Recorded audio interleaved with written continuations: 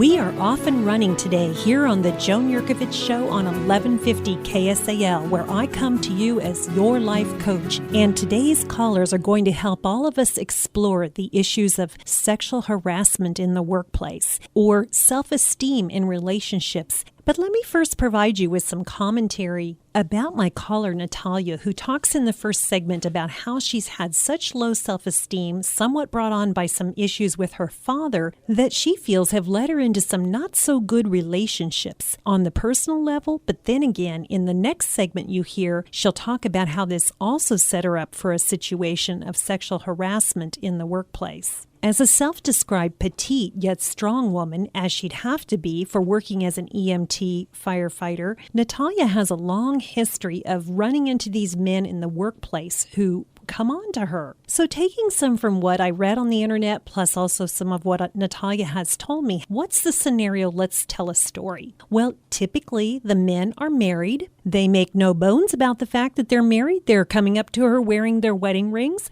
but they come up to her being very suggestive or flirty. Maybe they're kind of touching you or touching you inappropriately. The guy who likes to kind of get a little too close, a little too into your space and brushes up against you. Or maybe this is the guy at work that's always encouraging you to kind of stay over and stay late. Hey, we've got this special project to work on and we've got to do it alone when everybody else is gone. Well, I don't know. What is that special project? Are you his special project? Or you have to be watching out too for that coworker or supervisor who always wants to invite you to dinner or lunch alone.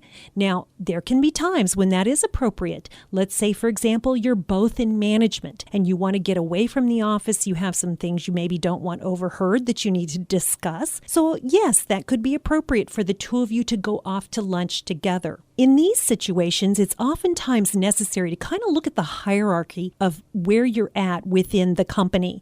It's not so much an issue, again, if you're both in management, but if one is a supervisor and one has to answer to that supervisor, that's where you have some issues. One rule of thumb is never spend time behind closed doors with anyone of the opposite sex that you work with, be it a coworker or a supervisor. Now, I know that some of these issues can become very gray zones, gray areas where is it sexual harassment or is it not? And I'm going to tell you a little story about what I did in a work setting to kind of harass a guy. Now, we know that probably if a woman is being kind of inappropriate around a man, they might just feel complimented. But here's what I did in a work setting, and it was really pretty funny. And if you knew me very well, you know my sense of humor gets a little randy at times. But what happened was I had a habit of coming to work carrying a banana with me for my snack. And one of my coworkers kind of had done the same. Well, I walked into an office, he was talking with someone else, and he was sitting with this banana,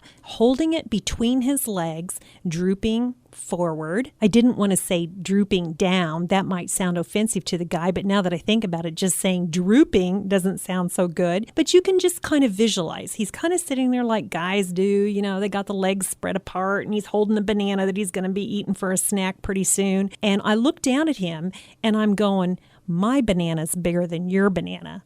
And as I'm looking at him, he caught the jest of what I was saying, and we all just cracked up laughing. Well, when I went back to my office after that, and we kind of had this playful, fun vibe going that we would all kind of joke around with each other a lot.